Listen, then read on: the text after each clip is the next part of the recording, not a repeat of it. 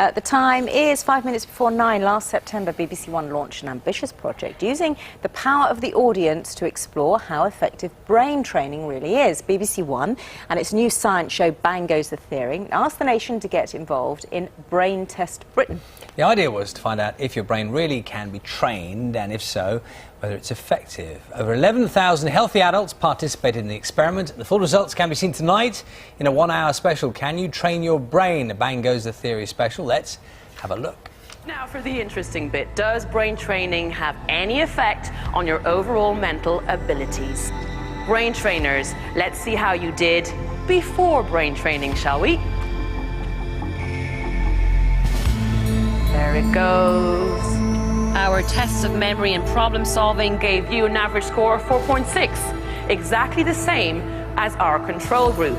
But how did you score afterwards? Did brain training make any difference? 6 weeks, remember, of brain training, thousands of you across the nation. Did you do any better than our control group? Are you ready to find out? Let's find out. Ooh. Where's it gonna stop? Ooh, that's almost the same as our control group. Can you believe it? Our test gave you, our brain trainers, an average score of 4.9. Are you shocked and horrified? How are you feeling about this? Yeah. Well, Liz, who you saw there, and Dallas Campbell, two of the presenters of Bang Goes the Theory, both here now. Good morning. Liz, morning. You were giving the results there, so Yes. give us the summary. What did you find out? We found out that people that trained in reasoning exercises or non-reasoning exercises for a period of 6 weeks had no improved cognitive function compared to people who spent time on the internet, our control group. So in other words, after 6 weeks of a supposed brain training, your cognitive skills, your brain power doesn't get any better. You get better at the game. I mean, that's the point to be made. You know, but if you play Pac-Man, you'll get better at Pac-Man.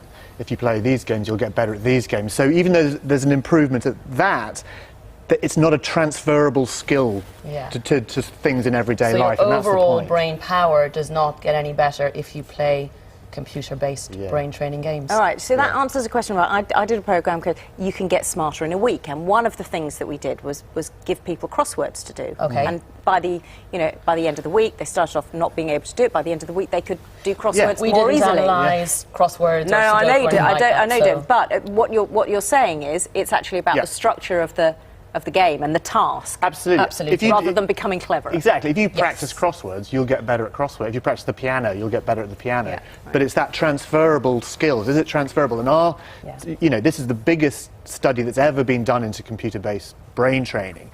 And there was absolutely, in our test, there was absolutely no evidence to suggest. We do have to stress, though, we never tested crosswords, so we can't say categorically whether that comes into that. Were the people who came and did the test, were they under the impression that they thought they would get more intelligent by doing it? Most of them were. We had 100 of our participants. I mean, over 11,000 people took part in this exercise, but about 100 came into our studio. And when we kind of asked before we did the results, what do you guys think? Do you think it's made any difference? Most of them said, yeah, surely it has. I feel more intelligent. I feel like I've got better brain power, because they were actually getting better at the games they were practicing. Do you know what I mean? Yeah. Is there not a case that we got a statement from Nintendo saying that the brain needs exercise in the same way our bodies need exercise to stay in shape? So it's a workout for the brain. So the challenges in the game can help stimulate the player's brain. Well, all we can say was, based on our results, that it was a proper scientific study, it was peer-reviewed, etc. That was not the case. What we did observe, though, is if you exercise, good aerobic exercise releases a brain-derived neurotrophic factor, it's called. It's released in the brain, and it increases the BDNF. She is really clever. She's showing off. She went to the gym this morning. She's always had a big dose of it. But what happens is, when this factor is released, the neurons in the brain, the cabling between them is increased. Oh, really? That is shown after exercise.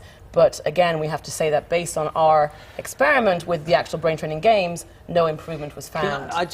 It occurs to me, though, if you did some of these things and you think that you're more clever, Well, that's probably worth it in itself, isn't it? Because you're probably more confident and you'll probably appear more clever because you think you are. Do you know what I mean? Some of those things. But also, no one's saying the games aren't fun. I mean, I enjoyed all of us have been doing this for eons now. It feels like I really enjoy the brain training games that we set up. And sort of, me and Jem got sort of uber competitive. I guess, if you look at them as games and you enjoy playing them, why not? But I suppose it's some of the claims that are made alongside these games, that we sort of wanted to investigate to see whether there was any truth to those claims. Okay. Exactly. Exercise makes you clever. I like that. I think that's a really good tip to end on. But also, I mean, also tonight shows it's more than just the experiment as well, because we're looking at the brain as what an amazing, fantastic thing it is. So there's all kinds of things as well. Jem has built.